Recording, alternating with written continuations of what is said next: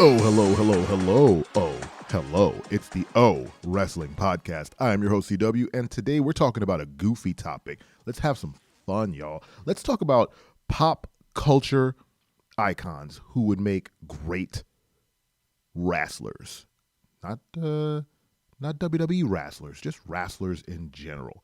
Who in the pantheon of cool, either animated characters or movie characters or comic book characters would make excellent professional wrestlers. I'm going to kick it off with someone who was a professional wrestler, but it's not their job. But they did a good job in it, was Hellboy. Hellboy in the comics was a wrestler, at least for an issue. He wrestled in Mexico for a while. I believe he went down there as either his retirement or something like that. He went down to Mexico, became a luchador, which is a difficult, not difficult thing, but like Cain Velasquez, just a really big luchador. And he whooped everyone's tail with his giant red arm. And I don't know, that comic was always really fun for me because of the fact that it was this, demon. It felt very in line with what professional wrestling is. His gimmick was that he was a demon from hell, but he wanted to be good. And now he's up here, doing suplexes and power bombs. I don't remember if he had a finishing move. I skimmed the comic, to be honest with you, a long time ago. I skimmed it a couple times, but I don't remember anything super specific. But in terms of what Hellboy's finisher would be, the most obvious thing would be, what was it, the Fist of Power, I think it was William Regal, or Big Show's punch? I don't remember what he called it, but it would be obviously him smacking someone in the face or, slugging somebody with that giant red hand. But that's just so boring. There's also the ability to choke slam. You can grab them with that giant hand, just grab their entire head. So maybe it's not a choke slam. Oh, I think we just landed on it. It's not a choke slam. It's a head slam. He grabs their whole face, their whole head, and then just face palms them up into the air and then slams them on the ground. There you go. That's his finishing move. If Kane can do it, and Kane's the big red machine, there's no bigger, redder machine than Hellboy. So yes, the face slam, I don't know, what would you call it? Whole head, the entire head, the full face lock to slam. No, that's stupid. One more. Oh man, palm the basketball. There you go. That's what it's called. The next entry on my list, which will probably carry me through the end of the episode, is the Teenage Mutant Ninja Turtles. Now they kind of fall in line with Hellboy in terms of aesthetic a bit. They're color coded. They are.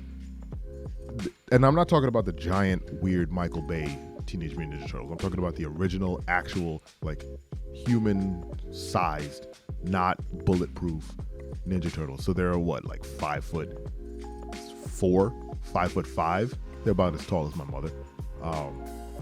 But they're ninjas. So you can, they're all lucha-sized, I would say. But if you go back and watch the original Teenage Mutant Ninja Turtles movie, they had their own 4-person move where they would smash their shells together for the one person in the middle. And like I've said multiple times before, the best tag teams are the ones who have coordinated tag team moves. And there's no one more coordinated than the Teenage Mutant Ninja Turtles.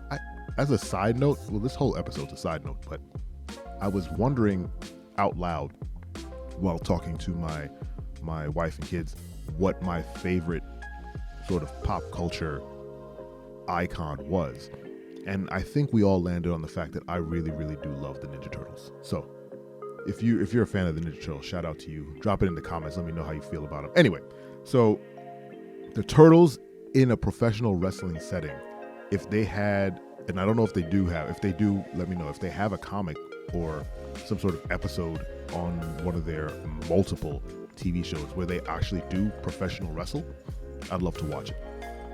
I've watched a majority of the Teenage Mutant Ninja Turtles adaptations, and I always like them. So yeah, let me know. I would love to see like a four corners match. I don't know what kind of match that would be. It wouldn't make any sense actually if they were all in one corner. I'm working this out as I sit here talking to you. Maybe not a four corners match. I think they would be more like the New Day, right? Like the New Day is a three-man group that, you know, basically tags out in different tag matches. So it could be Xavier Woods and Kofi, or it would be Xavier Woods and Big E, or Big E and Kofi, or Kofi and Coffee. I think I just did all the combinations.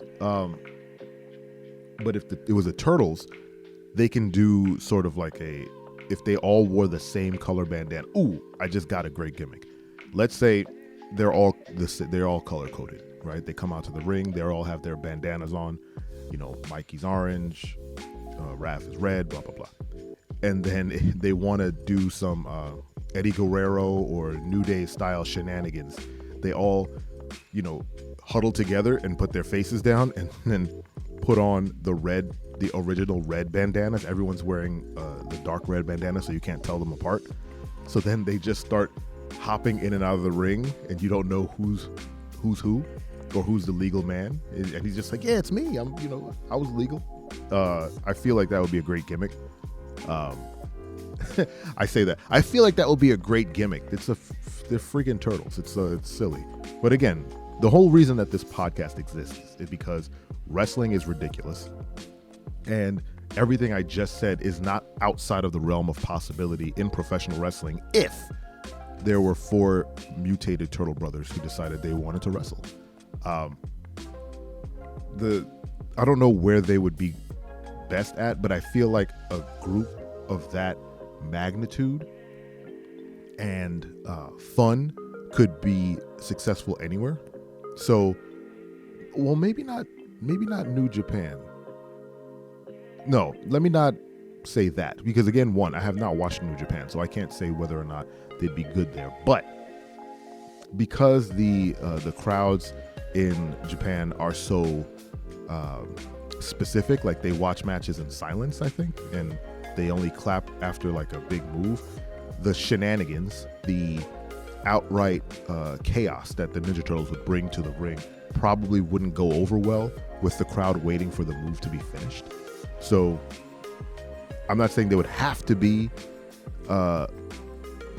you know what? They'd work best as a luchador, just like Hellboy. They'd work best in Mexico, or, you know, wherever there's a great luchador style wrestling arena. And based on the clips I've seen on Instagram of lucha wrestlers, like I said before, running across the top rope and diving into the ring, the Ninja Turtles will be perfect at that. I think the more I talk about this, the more I want like an offshoot Ninja Turtles like wrestling comic or wrestling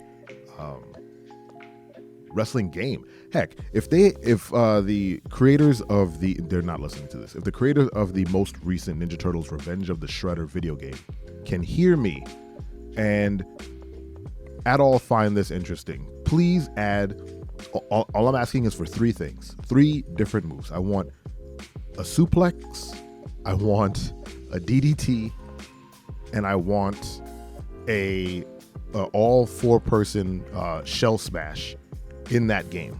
And I would be in a move where they can where they look like, not a move, costume where they look like wrestlers. Can I have that, please? They're not listening. But how fantastic would that be? I mean, we have platforms for Ninja Turtles that we could just dress up to be professional wrestling-esque. Time flies. Everyone, tell me, what pop culture icon, character, team would you like to see in professional wrestling, or have their own professional wrestling thing? Let me know in the comments. Hit the bell to get notified for new episodes, and don't forget to subscribe to the podcast on any and all podcasting platforms like Spotify or Amazon Music or Apple Podcast. Thank you so much for listening. I appreciate you. And when you're out there in the world, always remember this. I'm your friend, but if I ever see you in the ring, I can beat you. Don't you know? Yeah, yeah, yeah.